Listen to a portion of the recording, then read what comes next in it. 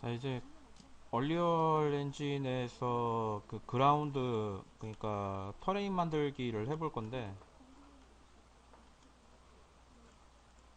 얼리얼 엔진에서 터레인 만들기 그걸 해볼 건데, 일단은 얘네는 안 쓰는 애들이니까 얘네는 꺼둡시다. 메쉬는 꺼두고. 이제 배경을 제작할 건데, 일단 여기 있는 밑에 그 여러 가지 이미 얼리얼에 임포트 시켜놓은 그런, 뭐라 그래야 되지? 그런 터레인들이 있거든? 그 터레인들이 있는데, 터레인들 중에서 이제 저런 부분 있잖아? 그 기본적인 개념에 대해서 일단 먼저 알고 들어가야 될 것 같아요. 그래가지고 개념에 대해서 먼저 설명해주고 갈게요. 저게 뭐 하는 거고 어떻게 쓰이는 거고 뭐 이런 거에 대한 거를 이야기를 해줄게요. 참고로 이 개념에 대한 거 설명할 때 여러분들이 PBR, 그러니까 물리기반 렌더에 대해서 알고 있다는 것을 전제로 그냥 넘어가도록 할게요. PBR을 또 설명하면서 갈 수는 없어요. 시간이 너무 오래 걸려서. 그래가지고 얼리얼은 기본적으로 PBR을 물고 들어가고, PBR 기반으로 하니까 뭐뭐뭐뭐 필요해. 4개 베이스 컬러, 그리고 러프니스, 그리고 뭐냐 메탈릭,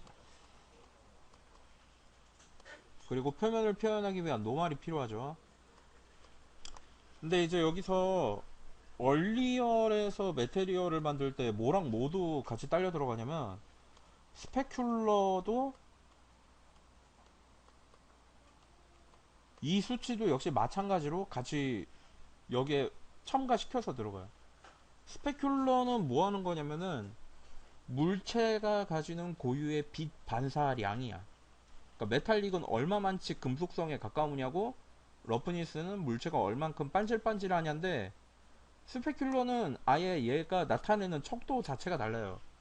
얘는 물체가 빛을 받았을 때 물체가 그 빛을 어느 정도까지 반사를 하는가, 그 반사량만, 이것만 따지는 애야. 근데 요번에 나온 게,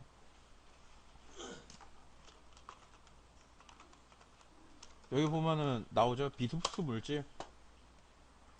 이 빛을 흡수하는 물질이라고 해서 반타블랙이라고 해서 아예 따로 나와 있는 물체가 있는데, 얘는 그냥 구조물로 이렇게 설치해 놓으면은 해당 구조에 대해서 그냥 배경에 뭔 구멍이 하나 뚫려 있는 것처럼 보이도록 그렇게 만들어진 특수 물질이거든.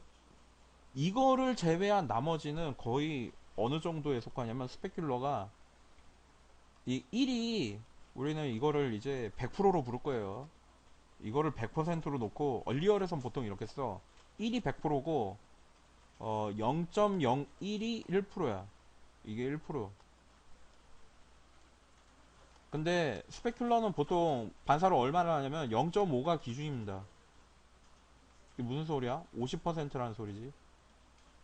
근데 스페큘러가 50% 기준에서 플러스 마이너스 10%예요. 그러니까 스페큘러가 진짜 높은 물체, 막 가령 뭐 유리, 뭐 아니면 뭐 거울, 뭐 이런 거다.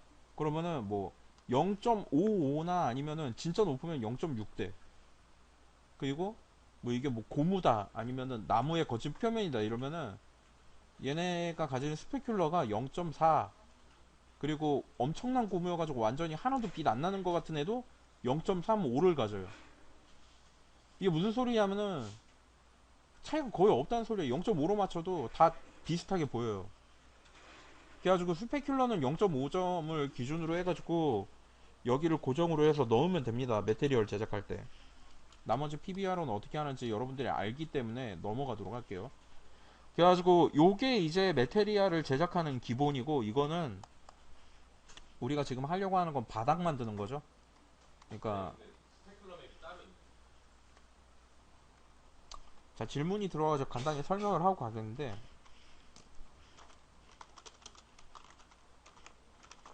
이런 게 있어요. 고유 빛 반사율. 고유 빛 반사율인데, 빛 반사율이라고 하면은 이게 해당 물체가 빛을 어느 정도까지 반사를 하느냐 뭐 이런 거에 대한 거거든. 근데 이 반사 정도가 표로 나와 있는 게 있을 것 같은데, 내가 어디서 봤는데 이거를. 이건가? 이 반사율 보면은 뭐 이런 거 나오잖아. 다 몇 프로예요? 최소 80% 이상이잖아. 그래서 100%는 안 되지. 또 98% 이하죠. 거의 모든 물체가 다 이래. 그러니까 이게 착각을 하기 쉬운 게 어떤 게 있냐면은, 물체가 흰색이에요. 그러면은 얘는 반사율이 높아 낮아? 그렇게 생각하지. 자, 검은색이면 반사율이 높아 낮아? 그렇게 생각하지. 근데 이거는 고유 컬러에 의한 컬러가 나타내는 그거인 거지. 그러니까 베이스 컬러가 맡아야지 그 부분은. 비반사율을 나타내는 게 아니라는 거예요. 그러니까 우리가 생각할 때 눈에 빛이 많이 들어왔으니까 쟤는 빛을 많이 반사해라고 인식하는데, 사실 해당 물체가 진짜로 빛을 하지 않으면은 아까 전에 말했던 이 빛 흡수 물질 있잖아. 얘처럼 돼야지. 이것처럼 돼야지. 이게 이제 진짜 빛 반사가 안 되는 거고, 일상생활에서 저렇게 빛이 반사가 안 되는 물체가 몇 개 있는데 그 중 하나가 세모 구두예요. 세모 가죽 구두.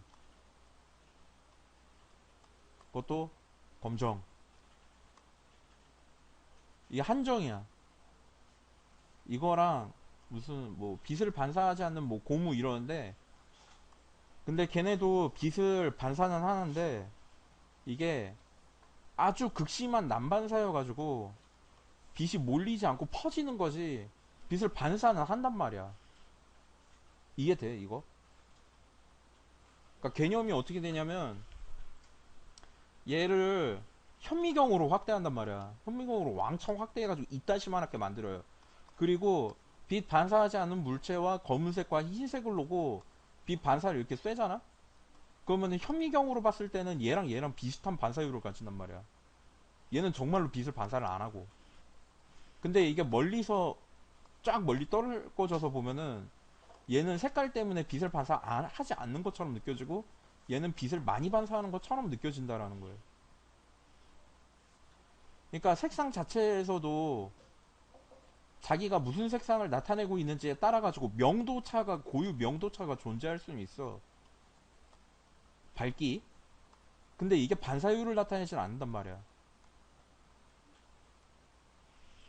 이거 개념을 이해해야 돼요.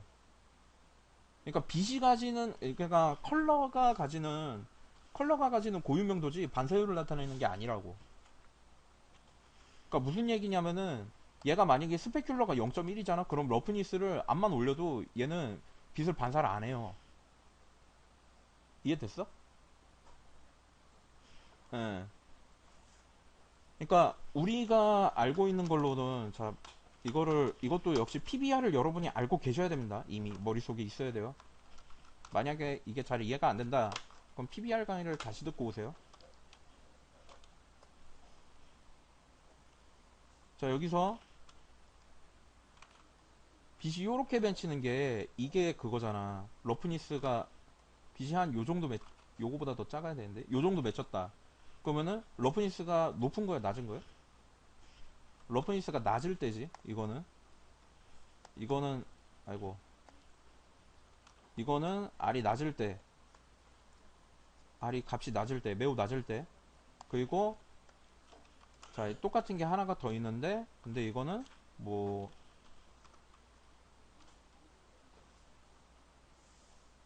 아이고, 값이 뭐 한 요 정도 돼. 이러면은 얘는 뭐야? 얘는,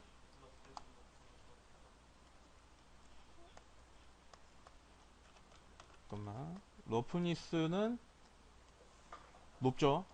근데 메탈이 같이 높은 거죠. 여기서도 얘는 메탈이 어느 정도는 있을 거고, 그죠? 아주 높진 않을 거야. 근데 얘는 메탈이 매우 높아야 이렇게 되지. 메탈이 낮으면 어떻게 돼? 반사하는 것 자체도 아마 이렇게 되겠죠. 그지? 이거 뭔지 알지, 이거? 예. PBR 개념 이해하고 있으면 이게 뭔지 알 거라고 생각해. 근데 이제 이 세 번째 경우의 수가 있는데, 방금 전에 말하던 빛 반사율 그 자체란 말이야. 여기 S가 하나 더 들어가야 돼요. 근데 S가 만약에 이제 빛 반사율이면 얘가 당연히 빛을 반사하지 않아야 되잖아 라고 생각하잖아요. 그래가지고 만약에 이거를 건드리잖아? 그러면은 얘는 값이 이렇게 돼버린다고. 물질이 다른 물질이 돼버려요. 그러니까 메탈과 러프니스와 상관없는 값을 가지는 애가 돼. 그래서 얘만 어떻게 보이게 되냐면 얘만 그 노말들이 짠뜩 있는 애들 가운데서 무슨 손 맺는 것처럼 나와요. 이제 이해가 되지 슬슬. 그지? 손맥과 노말의 차이는 여러분들이 잘 알잖아요. 그죠? 그래가지고 이제 그렇기 때문에 얘는 건드리면 안 된다라는 얘기를 그 서밋 가서 들었어. 올해 초였나? 올해 4월이었나? 그때 가서 들었어. 그래가지고 얘는 그냥 0.5에 두고 높이면 뭐 0.1, 낮추면 0.1 뭐 이 정도로 해서 갖다 써라. 이 정도만 해서. 만약에 이게 진짜 너무 이거 때문에 뭘 할 수가 없다라고 생각된다면 얘네를 가지고 이거를 조절을 해라 라고 이야기를 하더라고. 그리고 값도 높아야 0.1 낮아야 0.1이기 때문에 이 정도 수준인 거는 거의 뭐라 그래야 되지? 미비한 차이가 나요 되게. 근데 이제 그걸로 맵을 뭐 따로 만들어서 쓰고 뭐 이런 사람들도 있었던 것 같은데, 내가 서밋 가서 거기에서 들었던 얘기는 그런 얘기였어. 이거를 건드리는 순간 현실성이 빠진다고 그랬어. 왜냐면 이제 이 값이 저거를 기준을 나타내는 거기 때문에 이거를 맘대로 뺐다가 넣었다 하지 않는 게 좋다. 그 스페큘러를 0.5를 일부러 값을 도입해가지고 고정시킨 이유는 값을 넣지 않은 경우에서 엔진에서 임의로 넣기 때문이에요. 근데 엔진에서 임의로 넣는 값이 몇이었는지는 나는 정확하게 기억을 잘 못해서 0.65인가? 0. 얼마인가 그랬는데 그냥 0.5를 넣으래. 그래가지고 이제 요거를 넣는 겁니다. 이론은 대충 이래요. 그리고 스페큘러가 있는데 이런 이론들 때문에 안 건드린다. 0.5를 넣는다. 이 이유는 이래. 예. 그래가지고 요렇게 하고, 그리고 또 다른 게 뭐가 있냐면 개념을 알아야 되는 게 한 가지가 더 있는데, 저 개념이 필요해요. 이제 스페큘러에 대한 걸 알았으니까 이제 인스턴스라는 게 있어. 인스턴스 메테리얼이라는 개념이 있는데, 이를테면 우리는 그냥 여태까지 썼던 게 그냥 메테리얼이에요. 그냥. 그리고 인스턴스는 한글로 뭐라 그러냐면 이거 참조라고 해. 그래가지고 메테리얼은 우리가 그냥 일반적으로 쓸 때는 그냥 갖다 쓰면 그냥 메테리얼이죠. 이 메테리얼 개념이 뭐야? 이게 그러니까 그냥 우리가 이해하는 걸로 진짜 쉽게 말하면 맵 넣는 곳 아니야. 그지? 그지? 맞잖아. 그죠? 예. 이게 우리가 알고 있는 개념이지. 맵을 넣는 곳. 그러니까 물체를 나타내는 이미지를 적용할 수 있는 특정한 그런 주소를 지정해주는 곳인 거지. 그죠? 메테리얼 자체가 파일을 가지고 있지 않지? 여기에 뭐가 딸려와요? 텍스처 파일이 딸려 들어오지. 그래서 실제로 이미지의 컬러 값을 가지고 있는 텍스처고, 그것들을 하나로 이렇게 합쳐가지고 표현할 때 메테리얼에서 얘네들을 여러 가지의 텍스처를 내가 보여지고자 하는 그런 법칙대로 하나로 뭉쳐가지고 보여준다. 만약에 여기에 이제 이게 베이스 컬러고 러프니스고 메탈릭이고 노말이 들어갔다. 그럼 얘는 뭐 하는 메테리얼이에요? 얘는 노말 메테리얼이지. 손맵이라면 어떻게 들어가요? 손맵이라면 베이스 컬러 하나 들어가고 끝나죠.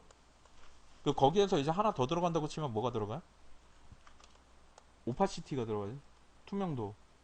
또는 이거 알파라고 부르죠. 그지? 베이스 컬러 여기서는 보통 베이스 컬러 내부에서 알파를 포함하고 있죠.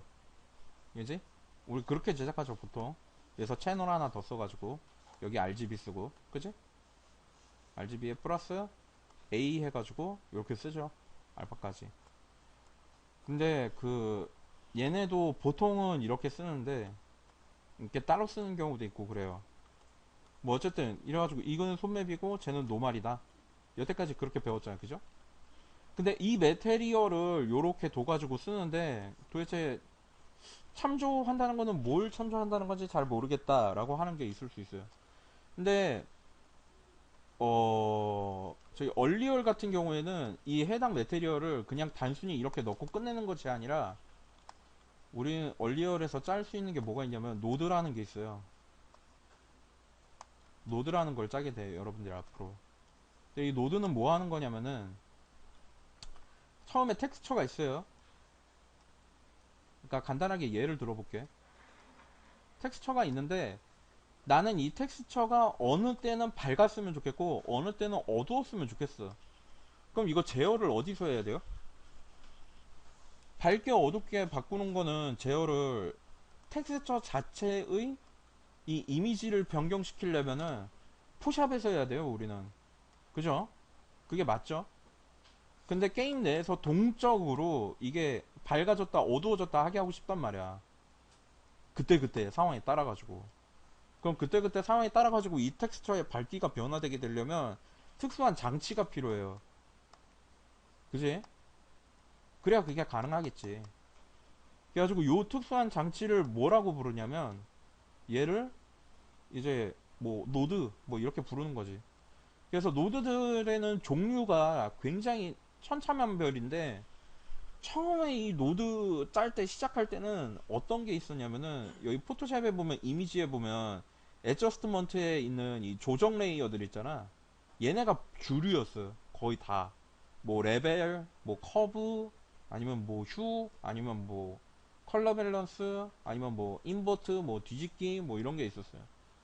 근데 이제 거기에다 추가로 또 뭐가 들어가게 됐냐면 그런 조정 말고 이제 추가로 나중에 이제 그런 얘기가 막 오가게 된 거지.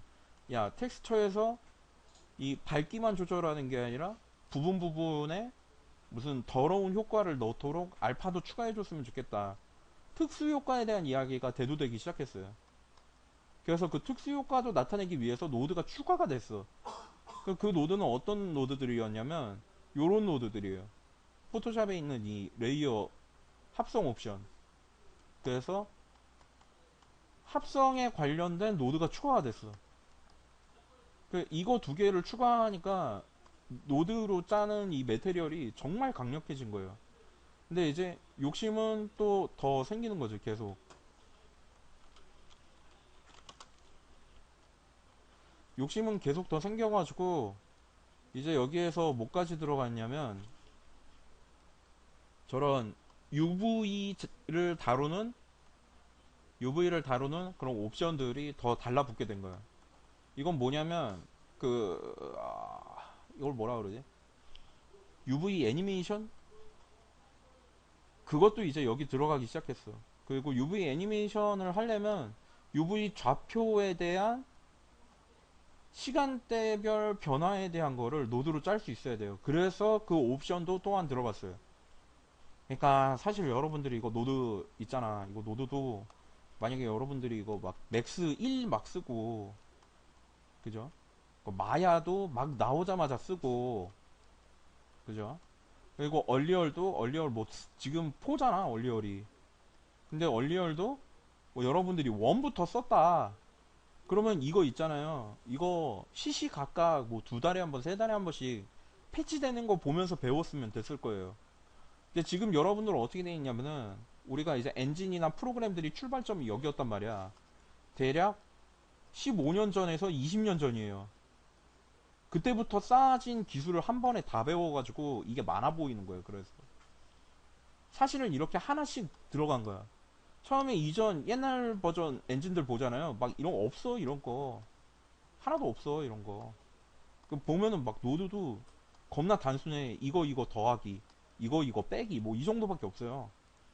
근데 이제 이게 4까지 오면서 사람들이 계속 요구를 하기 시작한 거지. 이런 특수 효과도 했으면 좋겠다. 저런 것도 했으면 좋겠다. 이거 바꿔달라, 추가해달라, 변경해달라, 넣어달라, 빼달라. 근데 지금 얼리얼 4로 왔을 때 그 문의사항이 더 많아졌대요. 이것도 역시 서밋 가서 들었어. 그래가지고 이제 그거를 다음번 버전 때 적용해가지고 내놓는다고 그러더라고요. 그리고 얘네는 지금 요새 한참 대두되고 있는 이슈가 뭐가 있냐면 VR 쪽 관련 개발 이슈에 얼리얼 엔진을 VR 환경에서 개발할 수 있도록 만들어놔서 이제 그 특수 컨트롤러를 가지고 막 건물에다가 실제로 칠하는 것처럼 막 칠하면서 돌아다니고 그래요. 게임하는 것처럼. 그러니까 직접 페인트 칠을 해. 그 모델링 위에서. 모델링 이게 있잖아? 그러면은 여기 컨트롤러가 이렇게 있잖아요, 양쪽에. 그러면 이 해당 컨트롤러를 클릭해. 딱 클릭하면은 페인트 뭐 어쩌고 저쩌고 막 이게 뜨는 거야. 그러면 여기서 방향 이쪽으로 하면 이게 선택이 돼요. 그리고 이거를 총 쏘는 것처럼 막 쏴, 이렇게. 그럼 실제로 쏘는 것처럼 이렇게 페인트가 돼요, 여기에. 이제 그렇게 바뀌었어, 컨트롤이. 신기하더라고. 그래가지고 얘네는 지금 그거 가지고 한참 만들고 있대요. 그래가지고 가상 공간에서 막 무슨 막 뭐 만드는 것처럼 이렇게 하더라고. 월드 빌더 막 이래가지고. 그래가지고 하는 거예요. 기술은 그런 식으로 발전이 되는 겁니다. 계속. 앞으로도 계속 나올 것 같아요. 그래가지고 노드라는 건 이런 것이다. 그럼 여기 지금 말한 것처럼 막 조정도 잔뜩 달아놓고 합성도 잔뜩 달아놓고 거기에다 이제 UV 좌표 쓰는 것까지 다 달아놨단 말이야, 메테리얼을. 근데 이제 메테리얼을 내가 이제 무슨 뭐 저거를 썼어. 이를테면은 뭐 건물이 있는데, 건물이 이렇게 있죠. 근데 이 건물에다가 지붕에 넣었는데 이 메테리얼을 그대로 갖다 썼단 말이야. 그래서 이 메테리얼이 나타내는 바가 뭐냐면 일단 BRML 이거 이 PBR 이거를 다 적용함, 그리고 수치 변경 가능함, 그리고 그 텍스처를 바꿨을 때 자동 적용됨, 그리고 어 저기 뭐지, 반짝이는 정도 있지. 그 반짝이는 수치 조절 가능함, 그리고 메테리얼 값 조정 가능함, 그리고 노말 강도 조절 가능함을 노드로 짠 거야. 보통 그런 거를 너 노드로 짜놓으면 이 길이가 어떻게 되냐면 여기가 출발점이잖아요. 그러면 여기가 도착이거든. 그럼 중간에 막 이런 게 막 잔뜩 들어가, 진짜 막 이래가지고 여기가 이제 뭐 밝기 값 조절, 그리고 여기에다가 막 달아놔. 여기다가 잔뜩 달아놔. 그 여기서는 뭐 하는 거냐면 텍스처 값 변동됐을 때 거기에 맞춰가지고 밝기를 지가 알아서 조절하는 거. 그리고 여기에다 또 막 잔뜩 넣는 거야. 이거는 뭐 넣는 거냐면은 세컨더리 텍스처 입력해가지고 거기에서 이제 재질감 표현을 어떻게 가져올 건지를 하는 거야. 그리고 여기다가 또 막 달아놔. 그럼 이게 이 줄 하나가 베이스 컬러 한 줄이 돼요. 그럼 이게 여기 몇 개 있어? 나머지도 다 있잖아. 나머지도 이만큼씩 달려있는 거야, 이만큼씩. 그래서 이게 노드가 커 보이는 거지 실제로 하는 일은 별거 없어요. 근데 이제 그 값을 하나하나 다 적용해 놓은 거지. 그게 뭐와 같으냐면, 여러분들 포토샵에서 보면 포토샵에서 레이어 쓸 때는 레이어를 무조건 밑에서 위로만 쌓을 수 있도록 돼 있잖아. 한 줄이죠, 그지? 그래가지고 위로만 계속 쌓을 수 있잖아. 이 개념을 스택 개념이라고 하거든, 쌓기. 근데 이거를 풀어버린 거예요, 이 개념을. 그래가지고 출발점은 여기고 이거를 이렇게 바꿔버린 거야. 여기는 2D고 여기는 3D가 된 거지, 개념이. 2D도 아니에요, 1D. 그리고 이거 2D. 그 좌표가 얘는 X밖에 없어. 얘는 뭐가 있어? X, Y가 있지. 그러니까 레이어를 여러 층으로 이렇게 쌓을 수 있게 된 거예요, 개념이. 이제 개념이 좀 머리에 잡히지? 방향 한 방향밖에 없잖아. 얘도 노드 짜는 거랑 똑같단 말이야, 포토샵. 그죠? 레이어 쌓는 거. 개념이 이렇게 돼요. 그래서 이제 이 노드랑 이런 게 요런 식의 개념으로 들어가게 되는데, 이거를 내가 왜 이렇게 장황하게 설명했냐면, 앞으로 이제 노드를 짠다고 그러고 들어가면은 아, 저게 도대체 뭐 하는 거고 언제 쓰는 거지? 막 이렇게 생각할 수 있겠는데, 실제로 직접 들여다보면은 정말 별거 없어요. 이게 이렇게 돼 있잖아. 어차피 반복이야. 텍스처 들어감, 강하게 함, 약하게 함 물어보고, 두 번째 들어가고, 컬러를, 어떤 색의 컬러를 섞을 수 있도록 할 건지 물어보고, 그 다음에 적용하고, 원래 값으로 적용되고. 이 끝이야. 이게. 이 흐름이에요, 흐름. 근데 이제 이거를 이해를 못하고 그냥 연결돼 있다고 해가지고 이게 도대체 뭐 하는 거고 나는 잘 모르겠는데 이러면서 넘어가 버리면 노드를 구성하는 그 기본식을 받아들이기 힘들 겁니다. 그래가지고 이제 대충 이 정도로 설명을 끝내도록 할게요. 개념은 이래. 인스턴스 메테리얼은 참조 메테리얼이라고 했는데, 그래서 해당 메테리얼을 만약에 이거를 뭐 내가 지붕을 썼어요. 지붕을 써가지고 메테리얼 하나 만들었어. 그럼 아까 전에 말했던 것처럼 노드를 짜려면 정말 오래 걸린다고 그랬잖아요. 근데 이걸 하나를 짜놓고 다른 걸 하나를 또 짠다? 이거 되게 힘들잖아. 그죠? 그렇기 때문에 원본을 만들어 두고 거기에서 연결되는 사본들을 만드는 거예요. 이 사본들을 일컬어서 얘네를 참조 메테리얼이라고 하는 거야. 원본을 참조하고 있다는 거지. 그러니까 원본에서 값을 복사해 왔다라는 말이죠. 그래가지고 사본 1은 뭐가 되냐면 지붕 메테리얼이 되고, 사본 2는 뭐가 되냐면 뭐 이 집 벽 뭐 이런 게 되고, 그리고 사본 3은 뭐가 되냐면 문짝 뭐 이런 게 되는 거예요. 개념이 이렇게 가는 거야. 그래가지고 이제 이거를 각각 다 사본으로 만들었기 때문에 여기에 텍스처 따로, 여기 텍스처 따로, 여기 텍스처 따로 다 넣을 수 있는 거죠. 만약에 원본을 그러면은 이렇게 물어보는 사람도 있을 거야. 아니, 이거를 원본을 그냥 복사해서 쓰면 되잖아. 왜 뭐하러 참조하지? 라고 물어볼 수 있잖아요. 근데 여러분이 만약에 게임 내에서 건물을 쓰는데 건물의 종류가 45가지예요. 그리고 건물의 종류가 45가지인데 다 같은 컬러 값을 가져야 돼. 왜 그러냐면 아트 디렉팅을 할 때 가장 중요한 건 뭐냐면 전체적인 그 방향성이에요. 근데 해당 방향성이 이 건물은 뭐 밝기가 밝아, 저 건물은 뭐 채도가 어두워, 그리고 또 다른 거는 뭐 금속성이 부족해, 뭐 이렇게 돼가지고 이게 막 백 몇 가지다 그러면은 한 번 뭐 하나 바꿀 때마다 하나하나 클릭해가지고 다 바꿔야 돼. 백 몇 번. 이러면 지겨워서 못합니다. 그리고 어느 한 부분이 만약에 내가 바꾸다가 실수해서 못 바꿨어. 그러면은 그 부분만 무슨 맵을 따르겠는 것처럼 삑살이 난 것처럼 보여요. 이를테면 뭐 막 여기 이렇게 밑에다가 받침을 뒀었다. 근데 해당 받침은 마을을 내가 이만하게 마을을 보고 만들다 보니까 작아서 클릭을 못했던 거야. 그리고 그냥 넘어갔어. 그 나중에 게임 딱 들어가 봤더니 라이트가 들어가서 다 그림자져 있는데 여기만 그림자 안 들어가. 그런 경우가 생기거든. 원본 막 복사해가지고 따로 갖다 쓰면은 이거를 하나하나 클릭해가지고 값 바꿀 때 어느 한 부분만 바뀌지 않아서 이런 현상이 생겨요.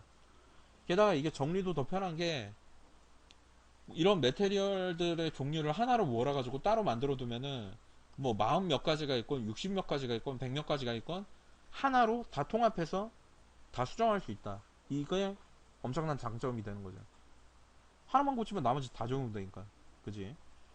그래가지고 이렇게 쓰는 겁니다. 그리고 하나만 적용시켰을 때 나머지가 다 바뀌기 때문에 다른 데서 이제 각각 개별적으로 내가 약간씩의 컬러 변경을 하거나 아니면은 그 텍스처의 값 변경을 하기 위해서 이거를 따로 쓸 때 노드로서 그 값을 조절할 수 있게 만들어 둔다면 편하기 때문에 이렇게 만들어 둔 거예요. 이 시스템이 노드로 메테리얼 짜는 시스템인 거야. 중요한 부분은 바로 그거였던 거죠. 그리고 이제 여기에 대한 설명이 끝났으니까, 기조 설명이 끝났으니까 이제 이론 끝났으니까 실습으로 넘어가도록 합시다. 일단 요거는 여기까지 하고,